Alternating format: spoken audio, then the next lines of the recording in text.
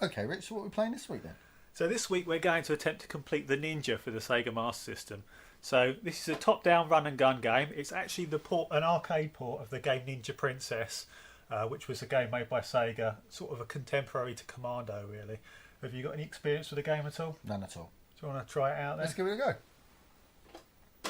So the game has an option for two-player alternating, so we're going to do that. Right. So I'll go first, and then Chris will go afterwards.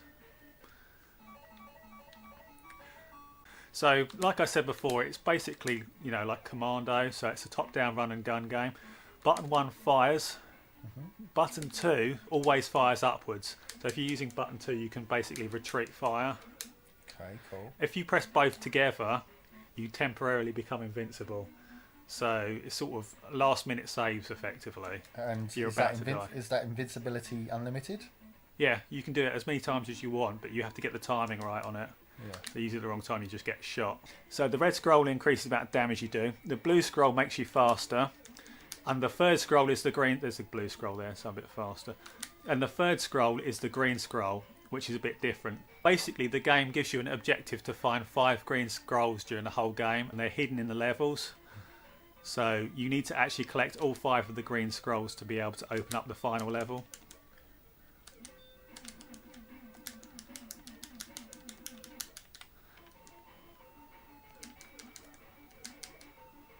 One thing that's slightly annoying about this game, it actually has different music for every level, but it also has power-up music. So if you stay powered up, you never actually hear any of the level stage music. It just sort of plays that same tune throughout the whole game, basically. I do think that alternate play should alternate between levels, really, shouldn't it? It's a bit much for someone to watch you playing through most of the game. Do you have to jump to place here, or are you stuck on that one? You can do, but it's unwise. Why is it unwise? Because you move at different speeds and you get caught by the enemies more often. Or I do anyway, maybe other people are fine, but I usually find that if I just stay on one log, I'm usually safer. A little bit of variety in the game, isn't it, as well? Yeah. It's not just, not like Commando, where you're just basically running forwards, shooting the enemies, and each stage is the same. Okay, the boss can float. Okay.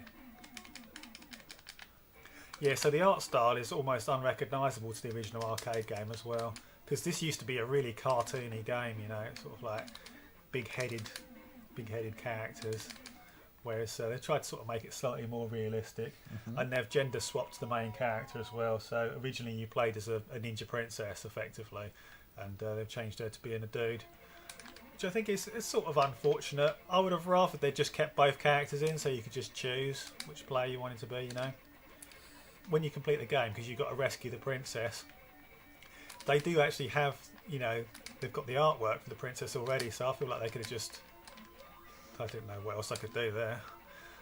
I do feel like they could have just swapped them around.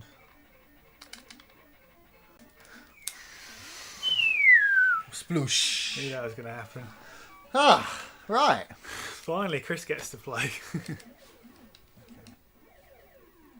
You remember everything, right? Basically. So you can retreat and press the button 2 and you'll fire upwards. That's it, yeah. Oh, God. Oh, nice one. It's sort of like, have you played 1942 before? Yeah. It sort of reminds me of that. The way that you can do a galoop to protect yourself sort of reminds me of that. Here, you got it down. I had to hammer that. You remember it. This is the one next to the tree, isn't it? Yeah, I need to be in the right position. That's it. Can't get across the bridge.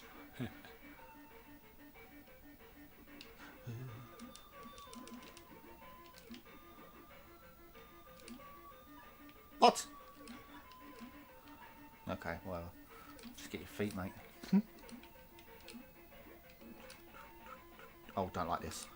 Just got to zip through. What? And again, through the horse. Shooting that guy. You have a real trouble firing. I can't. Left The and right, D-pad. don't you? The D-pad. Great. There's a lot of side firing here in this one. This level was the one that took me the longest to find the scroll on as well. That's right at the top.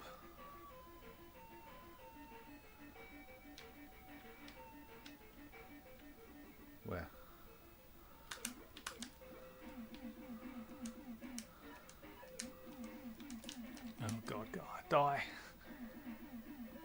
Right there. You have to go that way, do you? You have to go to that corner of the screen there and it appears. Oh, wow. So I got all of the scrolls now. From the right side of the castle's courtyard, third stone lantern, throw your knives 3 times and disappear 3 times. Then the pathway opens up, basically. So yeah, right it side sort of castle courtyard, third stone lantern. it gives you this sort of clue to open up the final level, basically. Otherwise, it just sends you back to the last level where you missed a scroll, effectively. Oh, okay.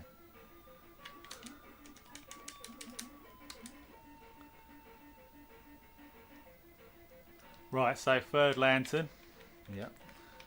1, 2, 3. 1, 2, 3. And there we go. Final level. Interesting. It's quite quirky, isn't it, really? Yeah, it sort of adds the different elements to the game, doesn't it? Sort of exploration and such. Right, so I think I usually got the left-hand side here, I'm not sure. They're just constantly respawning, aren't they? Yep. Oh, shit. You need to get moving upwards. Just leave the ones on the side. If they're going to respawn, you might as well leave them. Good, a bit faster now.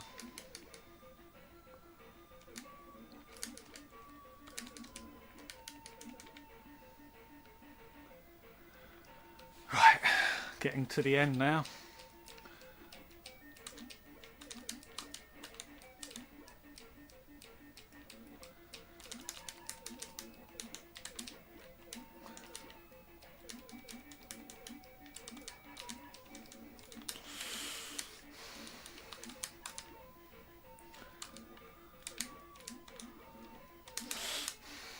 They just keep coming back, don't they, the They do, bastards? so then go forward, don't go backward. Well, that would just spawn more enemies, isn't it? Boss time. Final boss. Yes! Done. He's basically the same as earlier ones. What's the ending like then? You've accomplished your mission, rescued the princess, and restored peace to Okami province. You see what I mean about how they made a sort of sprite for the princess anyway, so it would have, they could have just sort of swapped them around, couldn't they? So Not that really, she because rescues she looks him. like an actual improper princess gown. Will Chris do it as well then? That's the question. Grab the scroll. Where is it? Where is it? You got to walk to the top corner and then left. Oh, just about. Obviously, you'd never would have been able to get all these scrolls first time usually, because Well, you'd be searching for them for ages. feel- That scroll took me a week to find. I feel you're underestimating my powers. And I had to play this game like, advanced lawnmower simulator, basically. I walked across the screen that way, went up one square across the screen, and I had to do this on all the levels to find all these Lawnmower scrolls. simulator. And that one was the biggest pain. That one took me the longest to find. For a top-down run-and-gun game from this period, like, 1985, 86, they've kind of tried to do something with it, They have gone above and beyond a little bit. They're jumping! That was what I was talking about when I said they circle you. They didn't do that when I was playing. Okay, what do you think of the game then? I think this is a good game for the year it came out. 1986 on the home port. So it's coming out at the same time as the NES version of Commando. And I think this is actually, I do think this is a slightly better game than Commando. Specifically the NES port of Commando. Because obviously the computers actually got their ports of Commando a year earlier. So it's sort of a bit of a different matter with them. But comparing this straight to NES Commando, you've got power-ups, which you don't really have in Commando. You just pick up extra grenades. You've got I'd say you have better controls as well, because you can fire forwards whilst retreating. If you didn't have the forward firing, I wouldn't have even got off stage 2. Yeah, that is a big thing, really. The fact that you can fire forwards while retreating, that's good.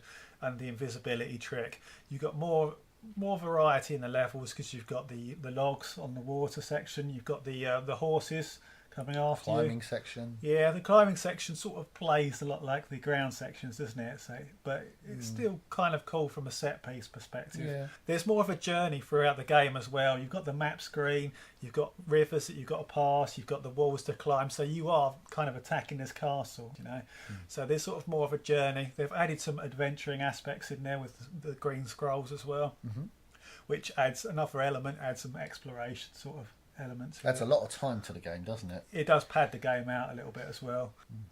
But I mean, it's a responsive game. It's quite smooth, isn't it? And graphically, it looks good for the year it came out as well. Yeah, 1986, yeah, definitely. You know, good sprites, a lot of colours in them. So, what do you think of the game then? Yeah, no, I liked it. It plays well, doesn't it? The music, if we find out what it sounded like, when I did die a couple of times, I did hear different music. I thought, yeah, that's quite good. Makes use of the sound chip well.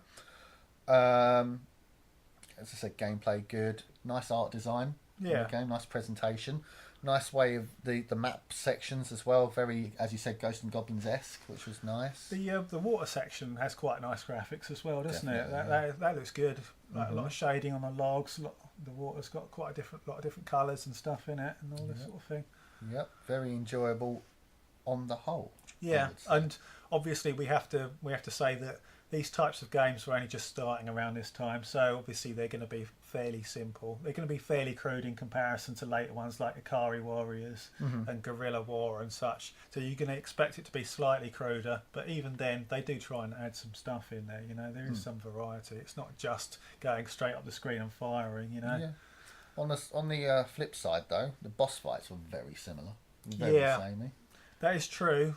But then Commando just had enemy waves, didn't it? So they didn't really even have boss fights in Commando. They just had sort of setups where enemies would swarm you, like you know, in different situations. Yep. So even then, not too bad for the time it came out. What you call the exploration section, I think, was a bit unfair in ways because it's very random to find it, isn't it? It is, but I mean, like I said, I had to just walk Exactly. around, Nobody's going to do that, are they? Well, you would have to in the end. I mean, I just got. Do you want to do that though? Do you want to take a week to find a scroll? The thing is, I'm not sure, because when you think about it, you would buy this circa 1986. It would be one of your 5-10 games, wouldn't it? So you would play it over and over and over. So the average Joe would probably play this for months, and they would just stumble upon these scrolls. But would the average Joe remember where they've been?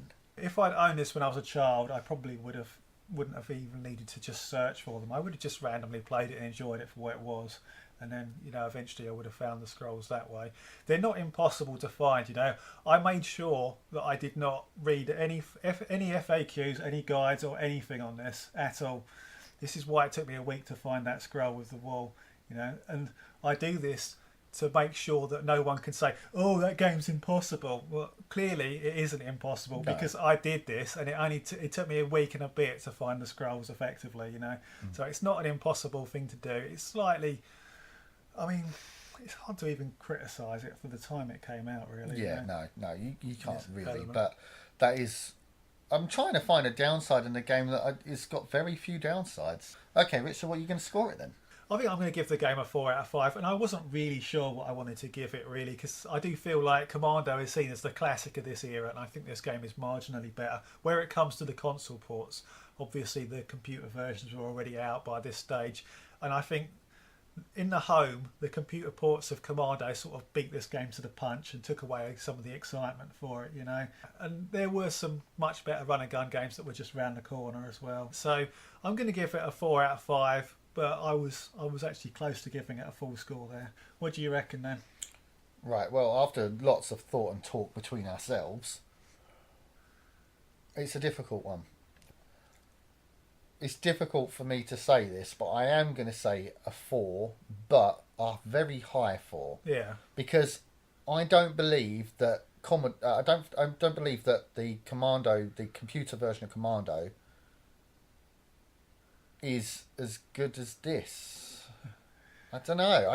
I don't. The console version on the NES definitely isn't. 100% definitely is not. But the thing with the NES version is that obviously it's got better graphics. Sound arguably is worse than the C64 version, and the gameplay doesn't feel quite as responsive as the computer versions, in my opinion. So yeah, I feel like the NES port of Commando is a little bit disappointing, really. Definitely when you compare to this. So I'm going to give this a high 4 under protest. Okay, guys, that's the Ninja for this week. Really enjoyable game. Yeah, it's a cool little action game for the time, isn't it? Yeah. I really like the teleporting sections where you can get in, get out and shoot people in the back. Sort Definitely like my kind of game. Little stealthy type element, really, isn't it, in some ways, you know? Anyway, guys, if you enjoyed it, give us a like. Give us a comment. Tell us what you think. Subscribe to the channel. We're always releasing new content. And we'll see you next week with another game, guys. Take care. See ya.